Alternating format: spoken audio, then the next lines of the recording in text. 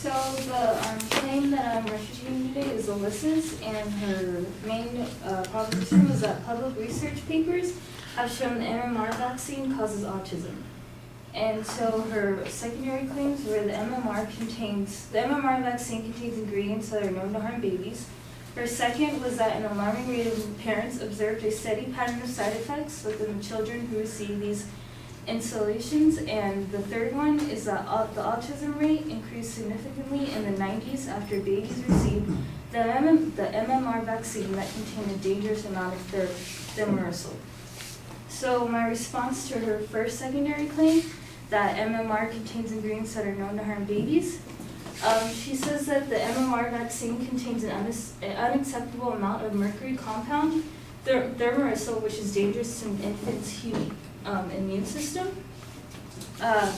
So many believe that this is because of the mercury in thimerosal, but there are actually two types of mercury found in thimerosal, and Dr. Hibbid, a journalist for the Journal of the American Medical Association, reported that ethyl mercury is broken down and excreted much more rapidly than methyl mercury.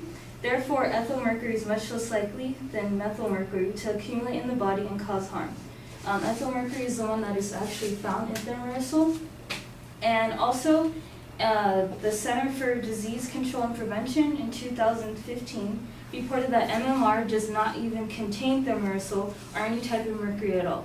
So, and research has not found any ingredients that would be harmful to a child's health from the amount that they are given when they're vaccinated. So, and her secondary claim was an alarming number of parents observed a steady pattern of side effects within the children who received these installations. She reports that 15% of children had a fever after installation, and they experienced febrile convulsions or a seizure as soon as the day after receiving the vaccine. But when children receive this vaccine, it's in between 12 and 15 months.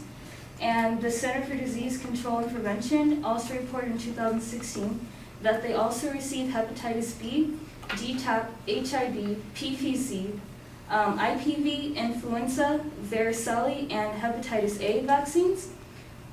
So the U.S. Food and Drug Administration reported that 3 of these vaccines actually do have a trace amount of thimerosal, so there's no scientific evidence that specifically points to MMR as the cause for autism. And her third claim, saying that the autism rate increased significantly in the 90s after babies received the MMR vaccine that contained a dangerous amount of thimerosal. The idea that MMR did have thimerosal in it and it was causing autism in children came from an article written by Andrew Wakefield. Scientists actually found that the research had been manipulated, and from a statement from Jorge from the National Library of Medicine, they stated that the Lancet completely retracted the Wakefield paper in February 2010, admitting that several elements in the paper were incorrect, contrary to the findings of the earlier investigation.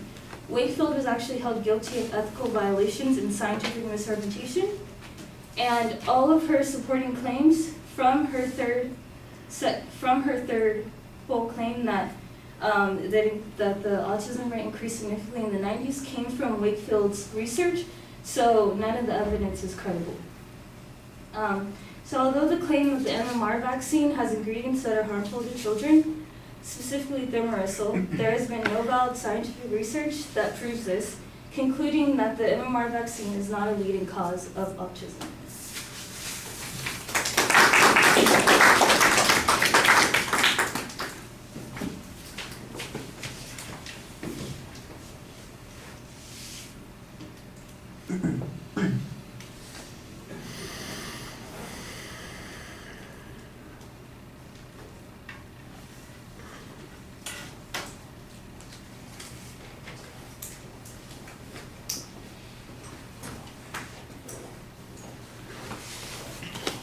All right, structurally everything's good. I want to go to the third point first. You did a good job responding to the particular evidence that the advocate used that seems to have been discredited, suggesting that you can't reach valid conclusions with the statistics that were being presented here is a good way to undermine the general argument there. It might even make sense to point that out earlier in the presentation that says a lot of times the information in some of these arguments comes from disputed sources, and so we have to be careful about that, even if you do save the argument about that particular disputed source until the end. On the first point where you're talking about the mercury content and you mentioned the two different kinds of mercury, I think you need to make it a little bit clearer. I was listening. I thought I heard what you said, but it was still a little bit vague to me that the different kind of mercury is being used than the one that is most likely to cause particular problems.